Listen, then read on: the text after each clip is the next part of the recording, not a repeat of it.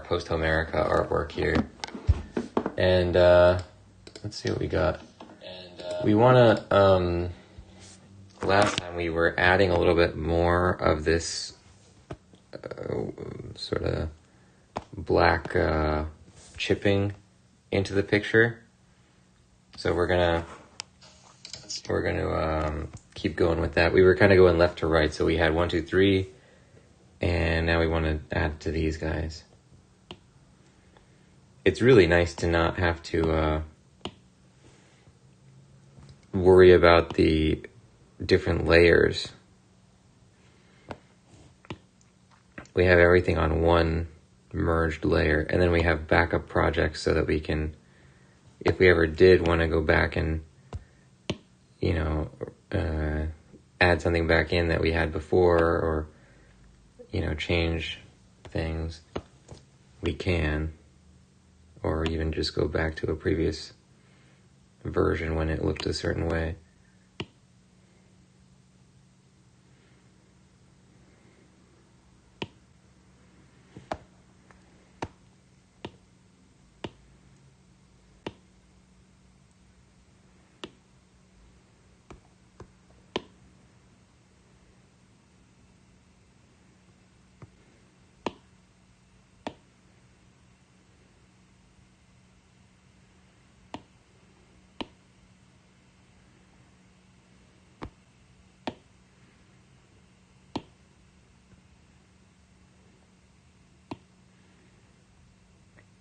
So we're just creating this sort of extra bit of complexity visually. This is something that's missing from a couple of our earliest bits of post-production on these. So that's why we're going back into like a couple of the red figure pictures that we did to add in some extra aspects like this.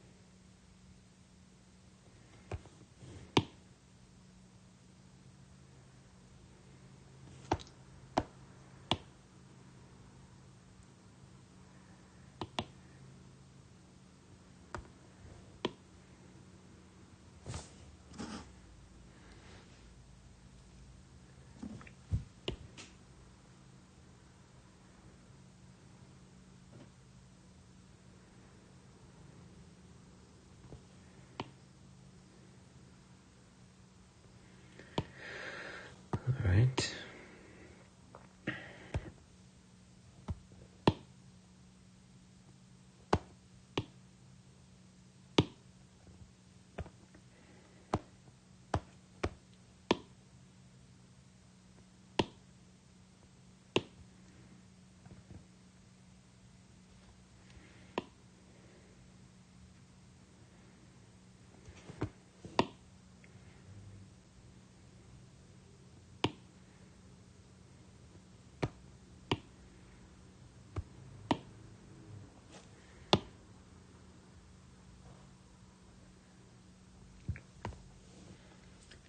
Good.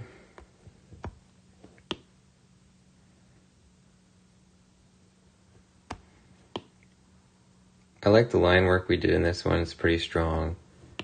I'm pretty happy with all the characters' poses and stuff.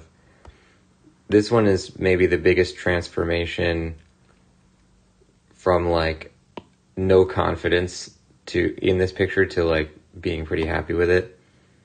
Even the Penthesilea one, that's probably the one that's biggest transformation, like compositionally. The general character poses, and in my head I could see it being good. I just didn't have the execution yet. This one was like, it wasn't executed, and also I couldn't really imagine it looking good. So I'm glad that we basically went back and redesigned almost every character in the picture pretty much every character is redesigned in one way or another.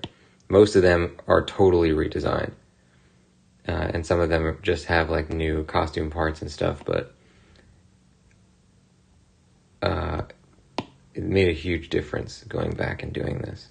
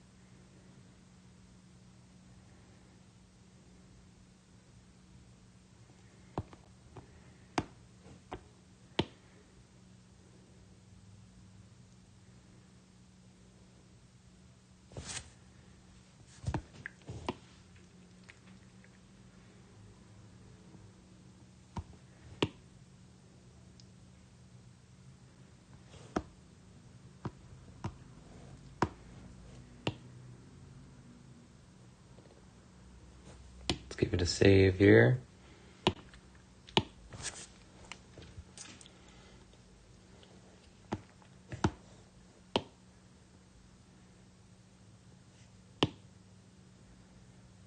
Oh, whoa. Whenever you save it and come back, it's not on the mask layer anymore. And that's very dangerous because you can end up making marks on the actual line art.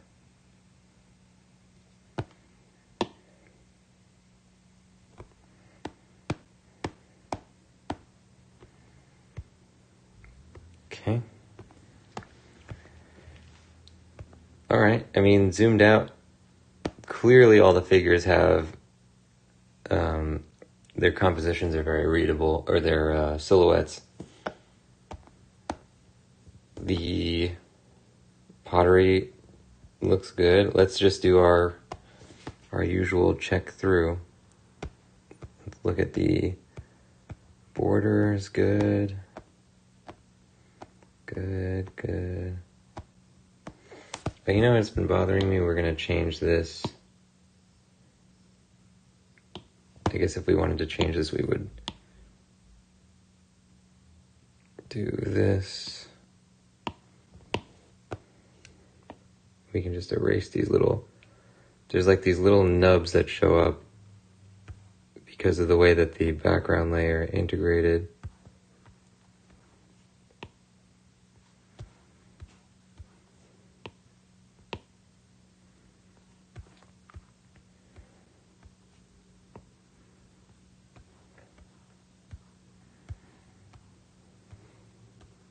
I think that's all of them.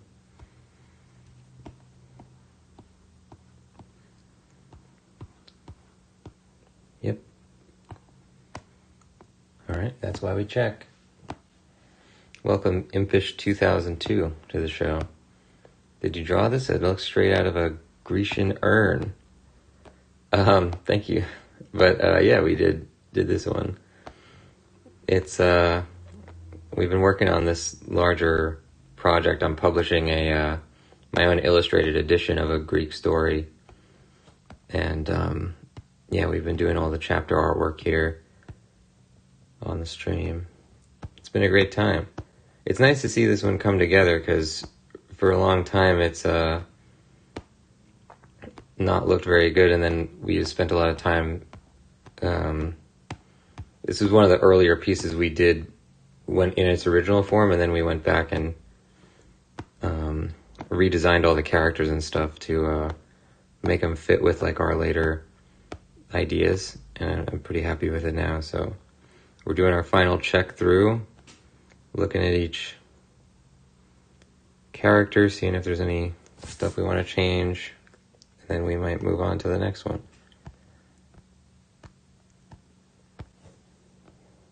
All right.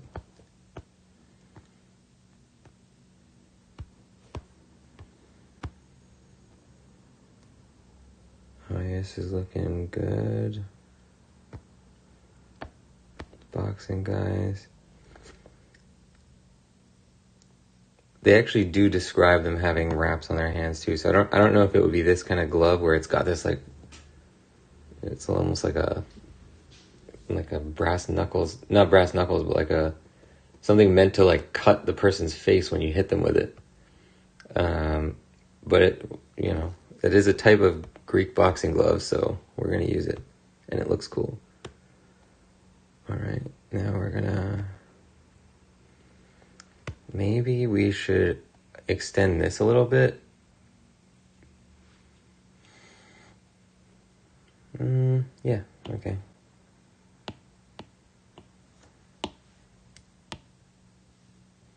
Because it doesn't really add up if that's if this is here, it would want to be a little bit higher, this other line here. So luckily all of our effects are on a masked layers, so anything we add still has all the texture that we've created. We don't have to like redo that.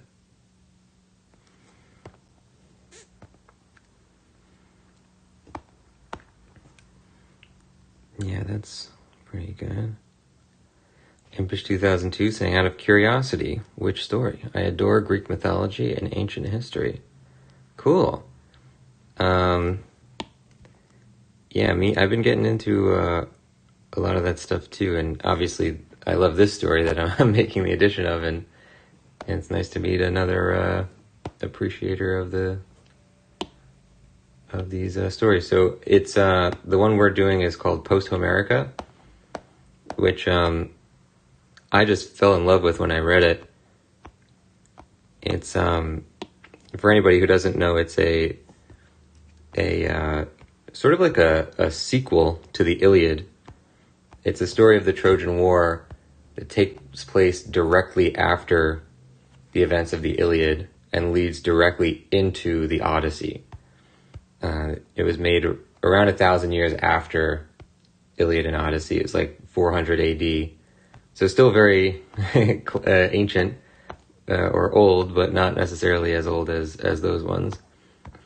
And yeah, I made my own annotated edition with like a pronunciation guide for every single character name, which took a heck of a long time.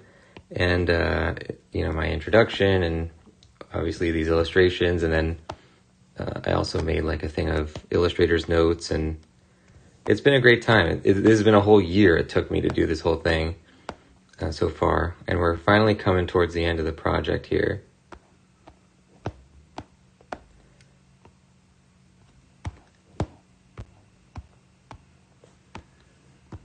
Okay, bow and arrow guy. I would like to get his arrow in a little bit better there.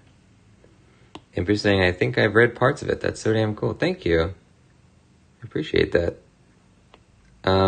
Yeah, it's one of those things where it's like, I've never published a book before, and I had no real idea of how I would publish a book, but I had been at that point already an audiobook narrator, so I knew, mostly I did it or started doing it because nobody had done an audiobook, and I wanted to hear an audiobook rendition of it. And I was like, I guess I'll have to do it myself. And when I was doing all the publishing stuff, I was like, I don't really have any experience with this, but, it was just like taking it one step at a time. And a lot of things we've like had to redo. I've never published, or rather illustrated a book before either. So like a lot of that stuff I ended up going back and redoing. And there was a lot of really fun research aspects to it as well, where I was like reading a lot of books and going to museums and stuff and taking photos of learning like what the different vessels are, the Kylix vessel and like all these types of pottery and everything. And then, you can see all these pictures are different. We tried to do them all in different art styles. So there's like the black figure, the red figure. This one's like the geometric style. They're all like the different types of classic Greek art and stuff. So, it's been a great time. We've been just going through and trying to, basically we did all the line art originally, and now we're doing all this like post-processing where it makes it look more aged. And let's see how the background of the Ayas picture looks. I think that one's one of my favorite backgrounds. We'll try to get that in for the next one, the Memnon picture. Cool though, Impish. What's your number one Greek story, or legend, or anything like that? My favorite Greek text is the Iliad. It's one of my favorite like stories of all time. I really love that one. And imagine my excitement when I found out about Posthomerica, where I was like, oh my god, this guy basically did Quintus. He essentially like oh man, I'm gonna have to recreate this kind of like effect in one of these. I guess in the Memnon one we'll try to do it.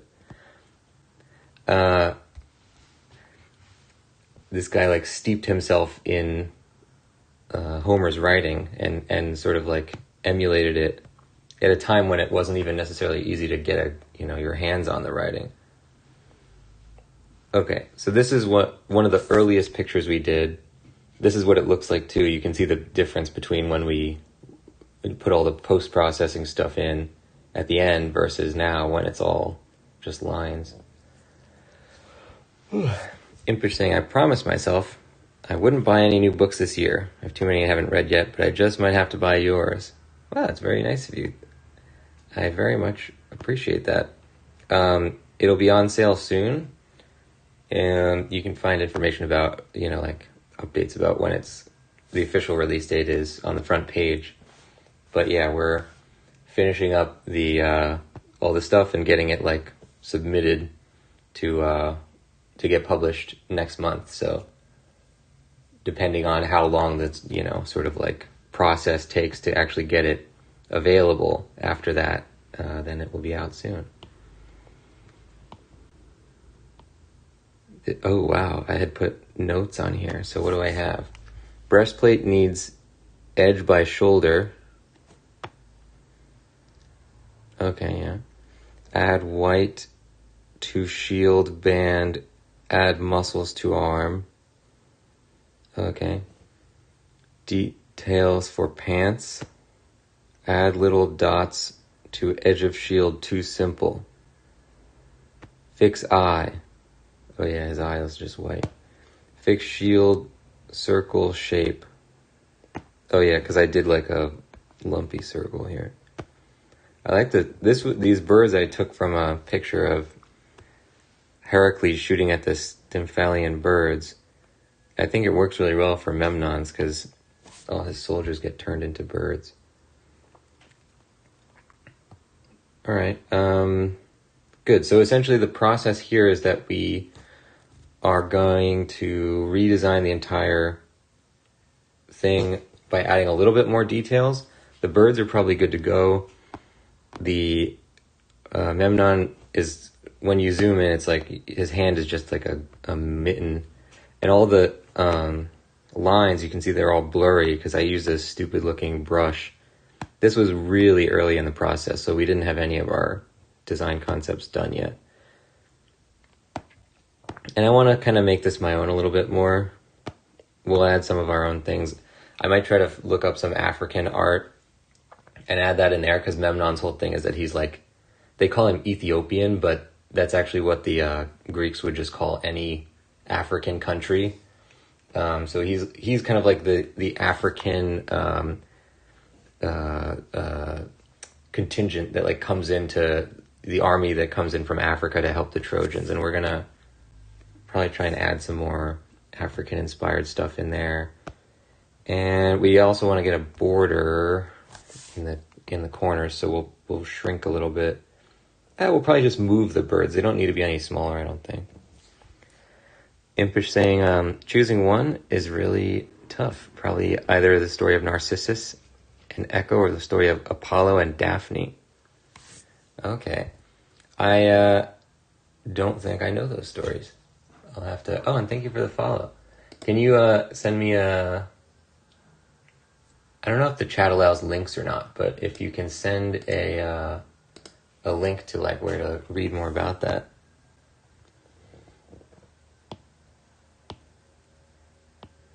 Okay, so the first order of business, Memnon, let's mark off book 4, the Athlete Games, as ready to go. Artwork progress. Athlete Games final art and post-processing is done. Now we're going to put a yellow marker on number 2, which is Memnon, and that is the last one we have to do, the Memnon picture, and then we're just going to touch up a couple of our earlier ones. So let's duplicate. We're going to put this in the old folder. And what we're going to do actually is, for our duplicate, we are going to just take a picture of what that other image was instead of actually using all the layers. That was a mistake that we did in making some of these earlier ones, because having all those extra layers kind of just wastes a lot of performance. Interesting. How can I forget the saga of Icarus and Daedalus and the Labyrinth? Yeah, that's true. Yeah. And Circe's stories. We used a little bit of Labyrinth stuff, like Theseus. This picture is based on a famous piece of Greek artwork. I think it's a bowl with like the deeds of Theseus, and he's like dragging the Minotaur, and he's, doing whatever it is Theseus did, all the other things Theseus did. And we use this for our thing, which is for Heracles. This is like the labors of Heracles.